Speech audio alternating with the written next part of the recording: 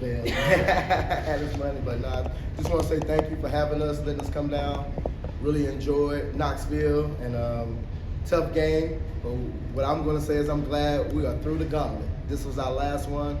We played about 7 or 8 money games, and definitely was a learning experience for me, especially with me being the first year on the job. Had fun with it, but definitely glad we're through the gauntlet. Now we can get down to some business on 50-50 games that we know we can win. Start with Cora. So this is your first year on the job. Just what went into the scheduling for you? I mean, obviously, a few power conference games is normal, but to have, I think I counted 6, 3 were ranked opponents all on the road. Just like, what was your, I guess, reasoning behind the scheduling this year? But going into it, we had 8 returners. And out of our 8 returners, 5 of them are hurt, 4 of them are hurt for the year. So now I'm left with, right now, and Morgan Callahan did not play today. She had some shoulder issues. But now, today we played with 2 sophomores and everybody else on the floor was a freshman. So going into it, I thought we was going to have those 8 returners and the freshmen to fill in. We did not plan to have our freshmen playing 20-plus minutes a game right now. We thought they would all be fighting over 20 minutes together.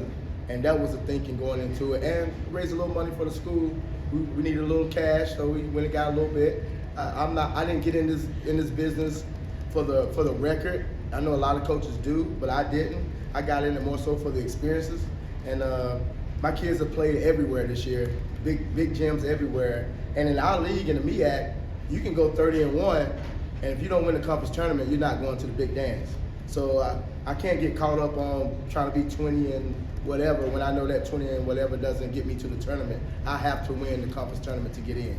So in different scenarios, yes, you're trying to get those 20 wins because normally those 20 wins get you to the tournament. But in our situation, you got to win the conference tournament to get in. So definitely went into it thinking we was going to have those 8 returners, very experienced team. So the beat down wouldn't look as bad as it is. But when you're playing with freshmen and sophomores, we're going to take our lumps, we're going to get our experience, but now we're ready to go play in our league. Maria. Thanks for that explanation, because you had a really good team last year. I think you set a record for conference wins and that type of thing. What did you have like even gone to South Dakota? I mean, you guys have gone everywhere. What do you take away from playing on stages like this? I mean, obviously Tennessee with the legacy of Pat Summitt, it's a pretty big place in the sport. Yeah, mainly for the kids. The kids get to play in those places. And when they have kids, they can say, hey, I played there. I played against those schools.